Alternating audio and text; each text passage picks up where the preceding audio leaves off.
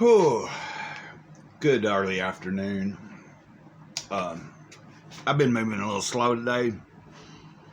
I'd gotten up early and then ended up going back to sleep, laying in a little longer than normal. Did that yesterday too.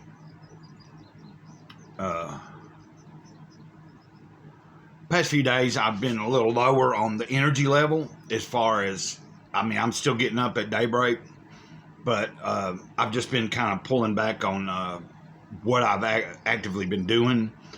Trying not to beat myself up if I don't get certain things done during the day for the past few days and stuff like that, and just kind of enjoy being in the moment and not be stressed about if I made a video or not.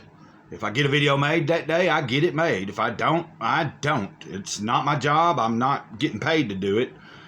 It is my job because I am a servant, and I feel like I have something to offer the world, and I'm trying to offer it to you guys through my reading of certain books, through my writings that I share, through my thoughts on things, and just sometimes my everyday life. Like I think people seem to like looking into the world of where I'm at and what I'm doing, which is not a whole lot, but it is something. And that being said, so I am making a video, and this may be the only thing you'll see from me today, but it is going to be from Random Acts of Kindness, and I picked out a good one, I think. Here we go. I have a friend who lives in a small village in Austria. She will be 80 next March. Now, of course, I have no clue when this story was wrote and when this person was writing this down, so I don't know when next March was. Just for a disclosure there. Could have been a March of 20 years ago. Could have been a March of 5 years ago. I don't know. I ain't really looked into when this book was produced.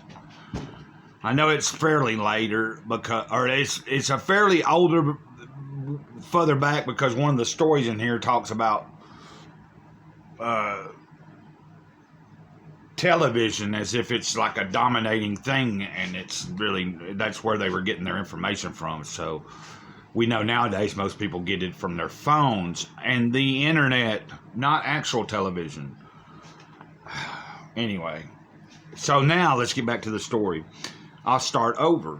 I have a friend who lives in a small village in Austria. She will be 80 next March. During the war, her husband, a simple, uneducated Catholic farmer, decided he couldn't serve in Hitler's army because it would be an immoral act. My friend, Franziska, supported his decision even though they were desperately in love. Eventually, he was convicted of treason and condemned to death. The day before his execution, Franziska went to visit him for one last time in Brandenburg prison in Berlin. After watching him being cruelly hurled off a truck, hands and feet bound, she was led by two guards into a room with a long table and two chairs. As she and her husband began to sit across from each other, one of the guards moved the chairs so that they were sitting. So when they were sitting, they would be barely able to reach their hands across the table and touch. After an unimaginable last conversation, it was time to part. The other guard offered to bring the prisoner out, and the heartless guard left. The second guard then turned away from the couple long enough for them to rush into a last embrace. Waiting until their sobs quieted somewhat, he then said quietly, "It's time to go." A token act of kindness for a Nazi soldier.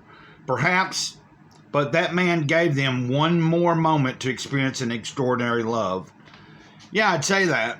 Maybe that's the one redeeming thing he did in his life, that when he passed on, it might have corrected some of the horse crap that he had to do under Hitler. I don't know. I didn't live there. I don't know. But that isn't, to me, that was a pretty cool story. It's not cool what happens. It's not cool what ends up happening to her old man. But it was cool that somebody had enough compassion to allow them to embrace each other one last time.